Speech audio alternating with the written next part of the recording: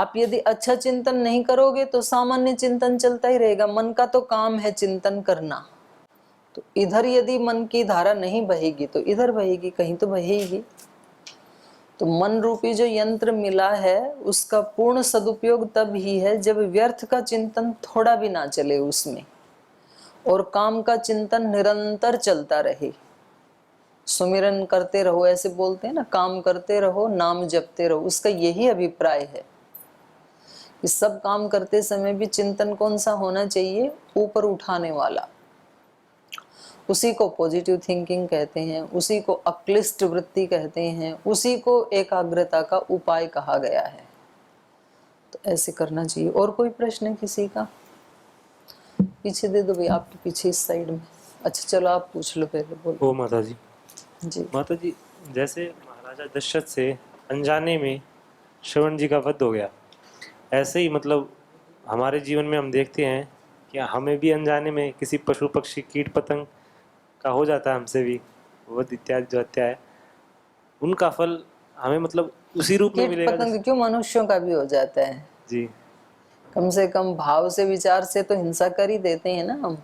जी जी। वैसे बेशक हाथ ना उठाएं। उनका फल भी फिर उसी रूप में मिलेगा जैसे राजा दशरथ को मिला। नहीं, ये ऐसा जरूरी नहीं है।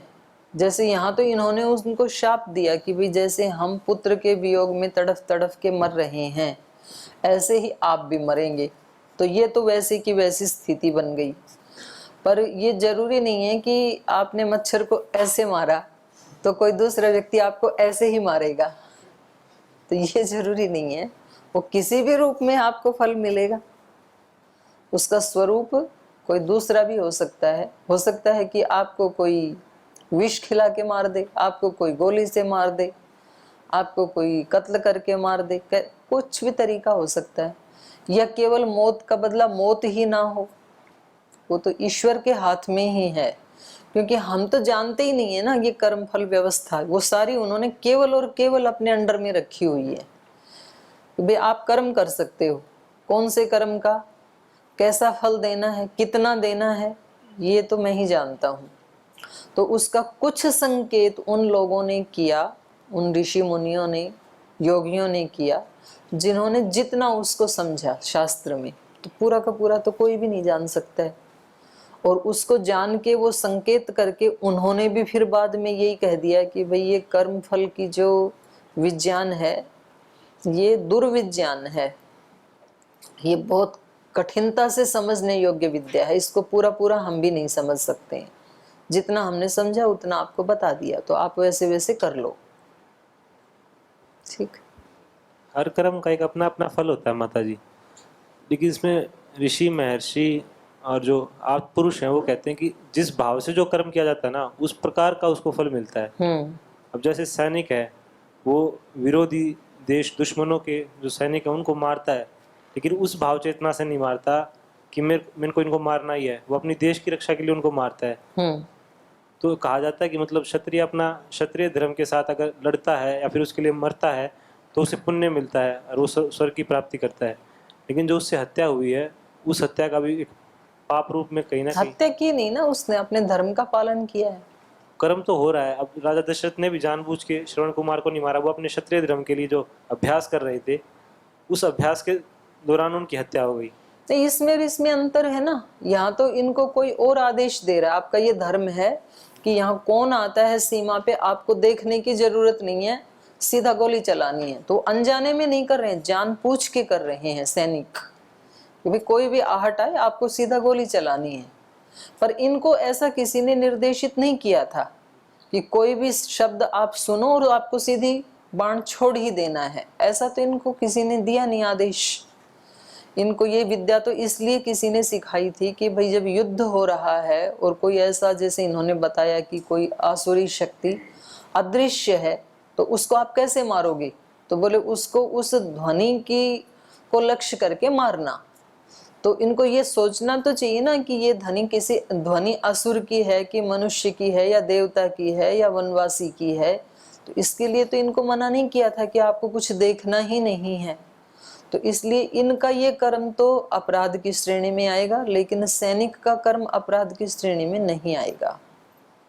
ठीक है। ओम माता जी, चरण स्पर्श। माता जी, मनुष्य जीवन ये पुण्य कर्म का फल मानेंगे कि पाप कर्म का फल मानेंगे? पुण्य का ही फल है ये तो प्रूव कैसे करेंगे, सिद्ध आपको कैसे करें? पाप का कैसे लगा आपको? मेरे को ऐसे ही आया मन में मेडिटेशन। तो ये मिक्स हैं दोनों, क्योंकि अब आप यूं कहेंगे कि जी पुण्य बहुत ज्यादा थे तब तो मोक्ष में ही चले जाते, अब इस जन्म में आए हैं तो जन्म लेना ही अपने आप में दुख है, ऐसे शास्त्रों में बताया ना। जन्म लेना ही दुख है अपने आप में। दुख जन्म प्रवृत्ति दोष मिथ्या ज्ञाना नाम उत्तरोत्तर अपाय तदंतर अपायाद अपवर्ग। तो उसमें सबसे पहले जन्म ही आता है। तो आप कहोगे जी जन्म लेना ही अपने आप में दुख है, तो इसको हम पुण्यों का फल कैसे माने? जो दुख है वो पुण्यों का फल कैसे हो सकता है? तो ये मिश्रित कर्मों का फल है मनुष्य जीवन। कुछ तो पुण्य थे, कुछ तो त्रुटियां हैं, पाप हैं, दोष हैं, अज्ञान है, अविद्याएं हैं। तो इसलिए ये हमें ऋषियों ने बता दिया, भोग अपवर्गार्थम दृश्यम। शरीर मिला है दोषों को हटाने के लिए और पुण्यों को बढ़ाने के लिए। और जब केवल और केवल पुण्य ही रह जाएंगे, दोष सारे दग्ध बीज हो जाएंगे, तो फिर आपको दोबारा आने की जरूरत नहीं है, मुक्त हो जाओगे फिर। ठीक है, तो आगे पढ़ें अब। चलिए, तो ये हम पढ़ रहे थे, श्रवण कुमार पूछ रहे हैं कि मैंने आपका ऐसा कौन सा अपकृत किया था जो आपने मेरे को ऐसे एक ही बाण में मर्माहत कर दिया।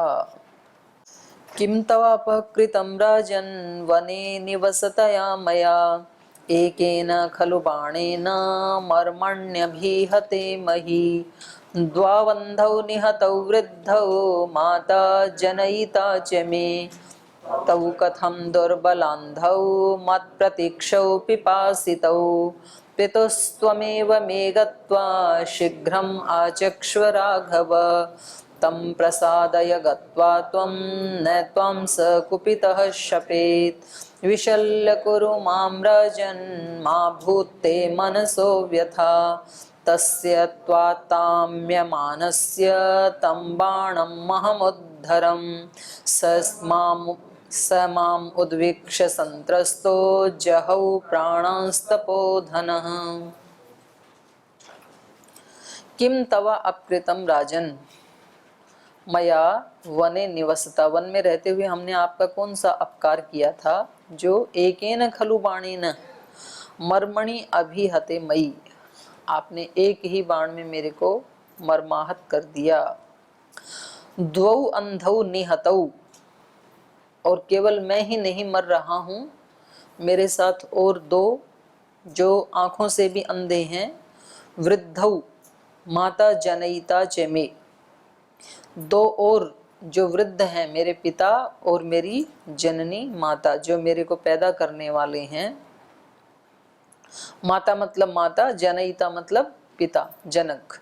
तो जो मेरे वृद्ध माता पिता हैं वो भी मेरे साथ साथ ही आपने मार ही डाले उनको भी।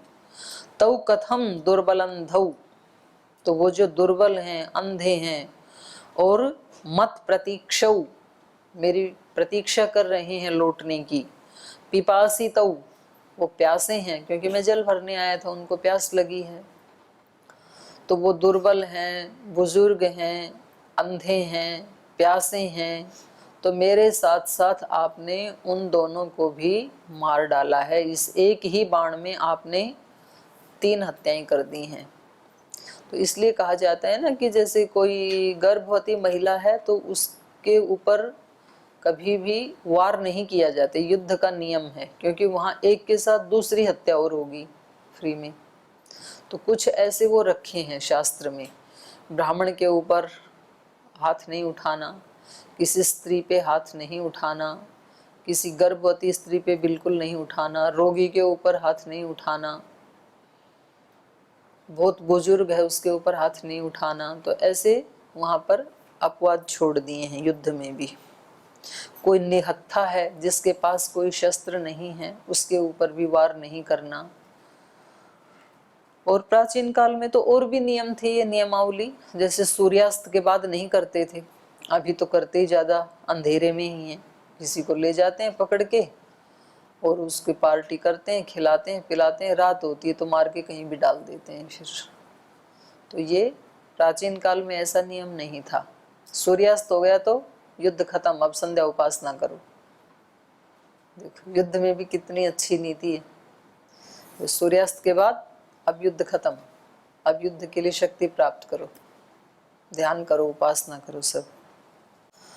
पितुस्तु त्वमेव मे गत्वा, तो कह रहे हैं मे पितुः त्वमेव गत्वा, क्योंकि वो प्यासे हैं इसलिए तुम ही जाओ मेरे पिता के पास।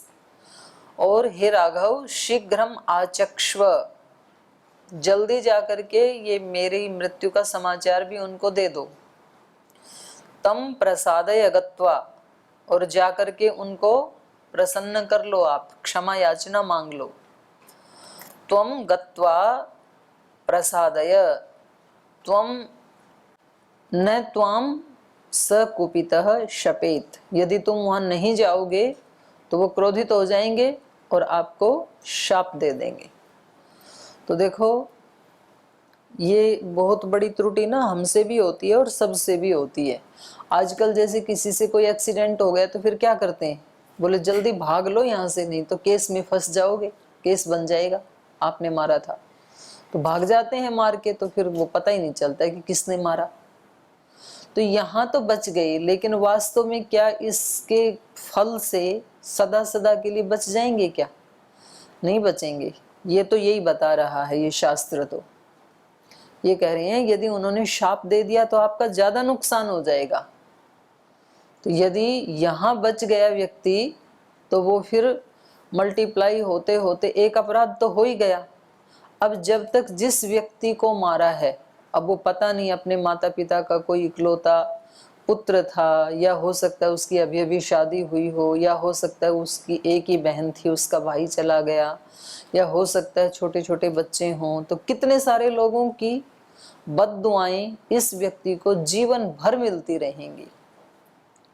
वो सब अपनी अपनी भावनाएं बद्दुआएं उस व्यक्ति को भेजते ही रहेंगे कि पता नहीं कौन ऐसा नालायक था जिसने हमारे पिता को, पति को, पुत्र को, भाई को मार डाला और रुका तक भी नहीं।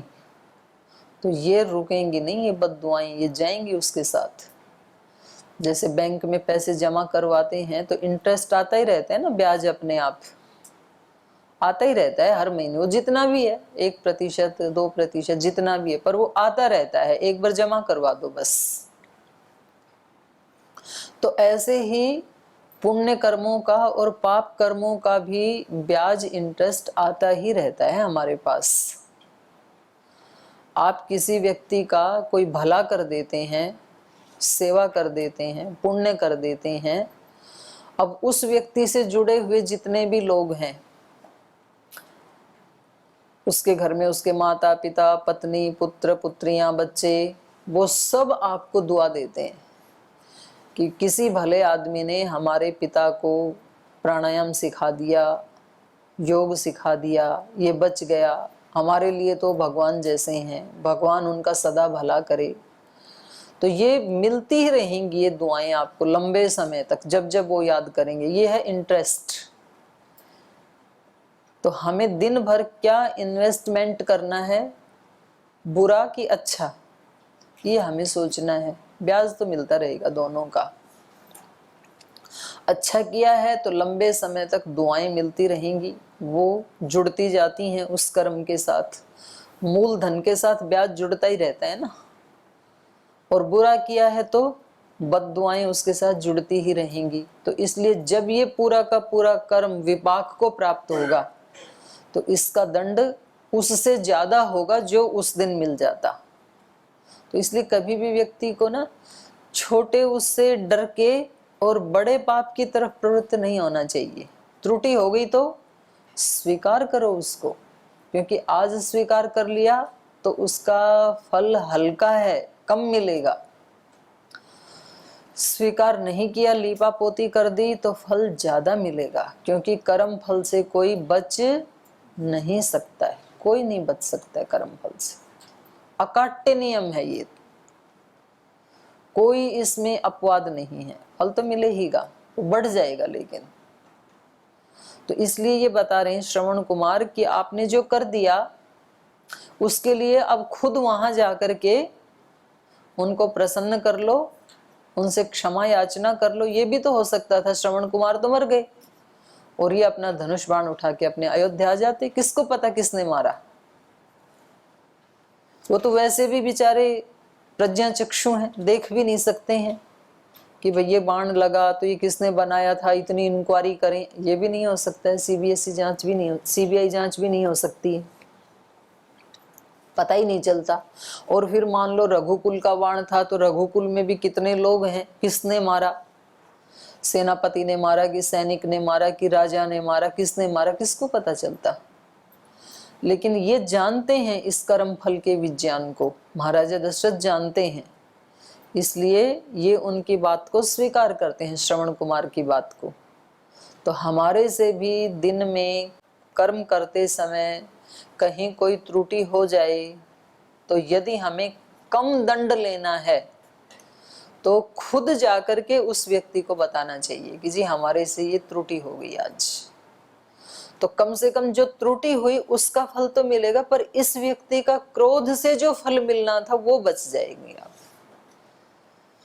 आपके आचार्य, आपके प्राचार्य कहेंगे कि देखो ये कम से कम इससे त्रुटि तो हो गई अनजाने में, लेकिन वैसे ये ईमानदार है, सच्चा है, इसने खुद आकर के अपने दोष को स्वीकार किया।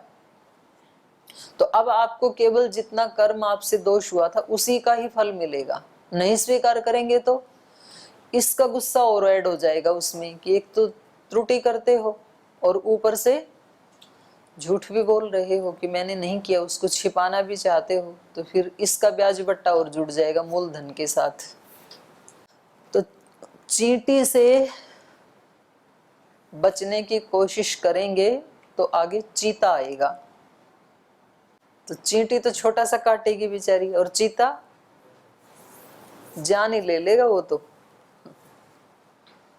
इसलिए छोटे दंड से डर करके कभी भी बड़े की तैयारी नहीं करना, क्योंकि फल मिलना ही है।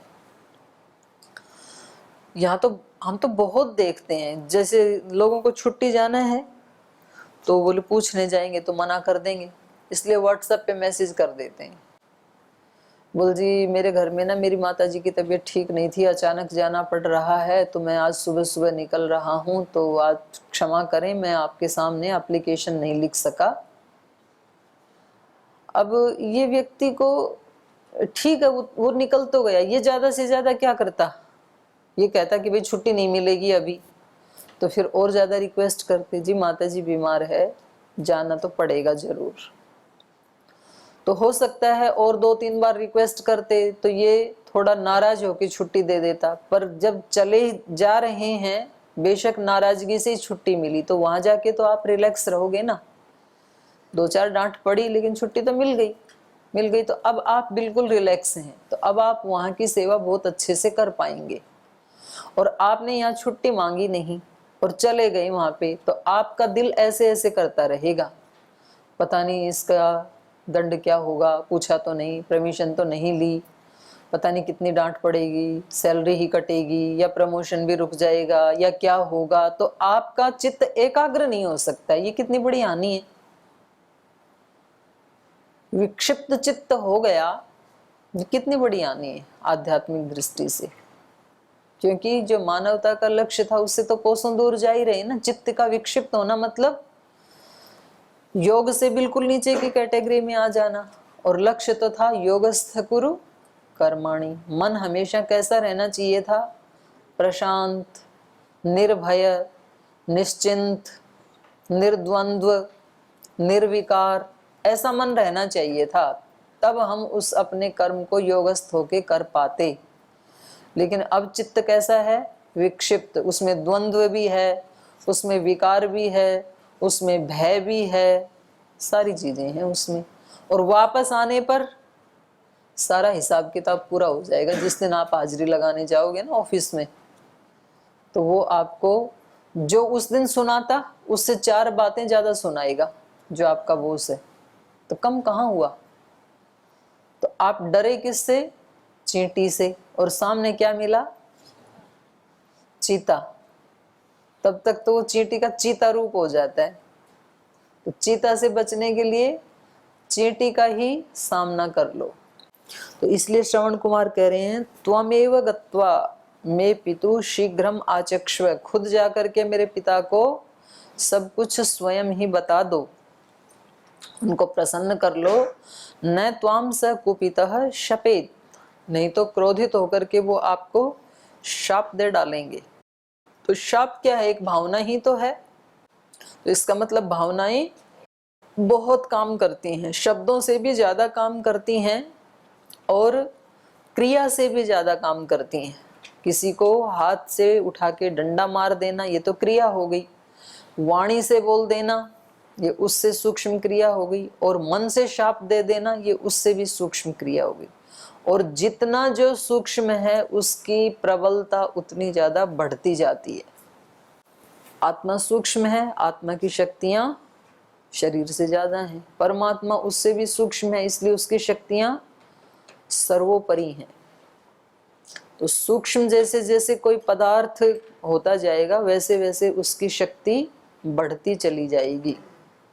इसलिए बोलते हैं 1 चम्मच घी खाना और 1 चम्मच घी से हवन करना, तो दोनों में ज्यादा शक्ति कौन देने वाला है? क्यों? क्योंकि वो सूक्ष्म हो गया। सूक्ष्म होकर के वो और ज्यादा शक्तिशाली हो जाता है। 1 मिर्ची ऐसे चबा के खाना और 1 मिर्ची को हवन कुंड में डालना, तो कौन सा ज्यादा शक्तिशाली है? हवन वाला।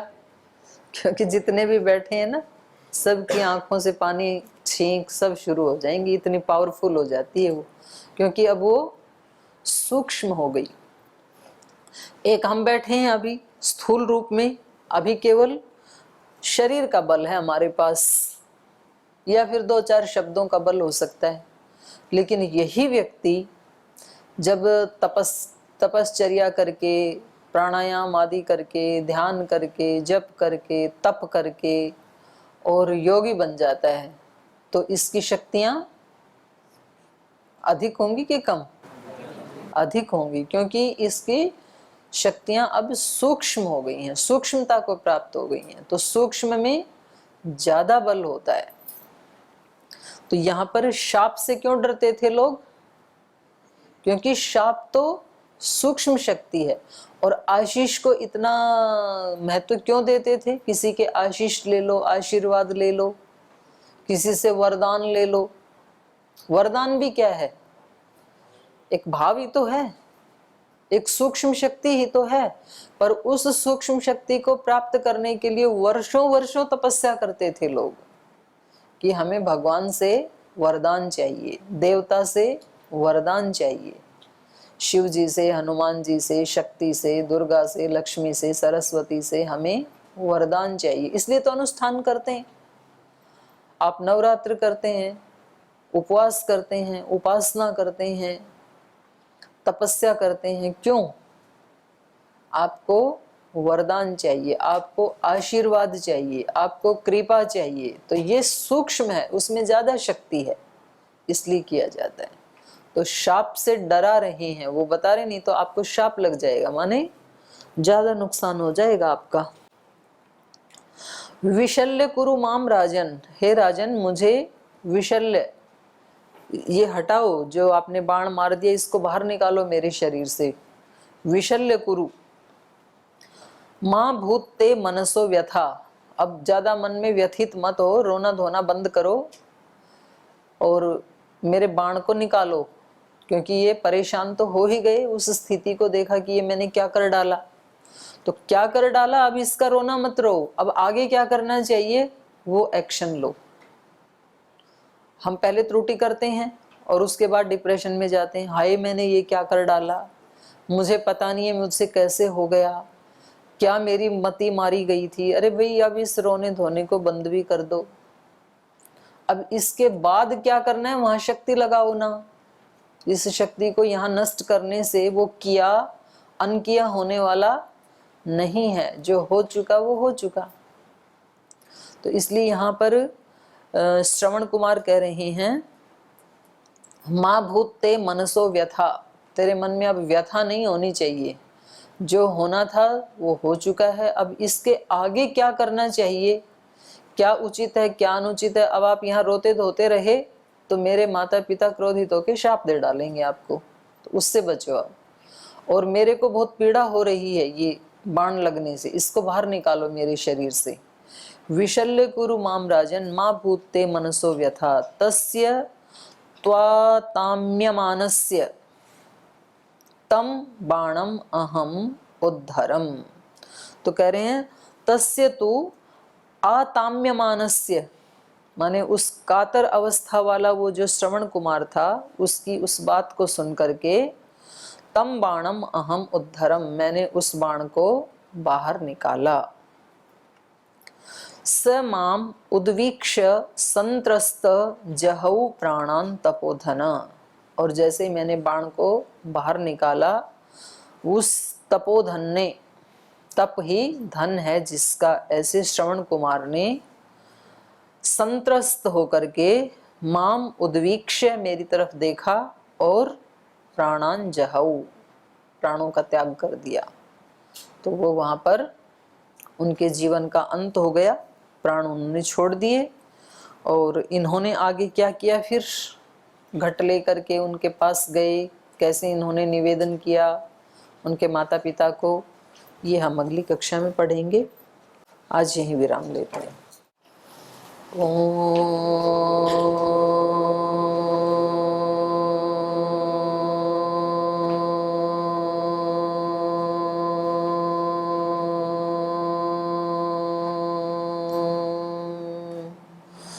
शांति शांति शांति। श्री गुरुभ्यो नमः। हरि शरणं हरि शरणं हरि शरणं हरि शरणं हरि शरणं हरि शरणं हरि शरणं हरि शरणं हरि शरणागति भक्ति कृपा काये महामंत्रं न भूले तुम न भूले हम। हरि शरणं हरि शरणं हरि शरणं हरि शरणं हरि शरणं हरि शरणं। चाहे सुख की छटा छाए चाहे दुख की घटा छाए, चाहे सुख की छटा छाए चाहे दुख की घटा छाए, खुशी हो या हजारों गम हरि शरणं हरि शरणं हरि शरणं हरि शरणं हरि शरणं हरि शरणं। नहीं दुनिया में कुछ अपना, ये सब एक रात का सपना। नहीं दुनिया में कुछ अपना, ये सब एक रात का सपना। वो साचा है अमर प्रीतम, हरि शरणम हरि शरणम, हरि शरणम हरि शरणम, हरि शरणम हरि शरणम।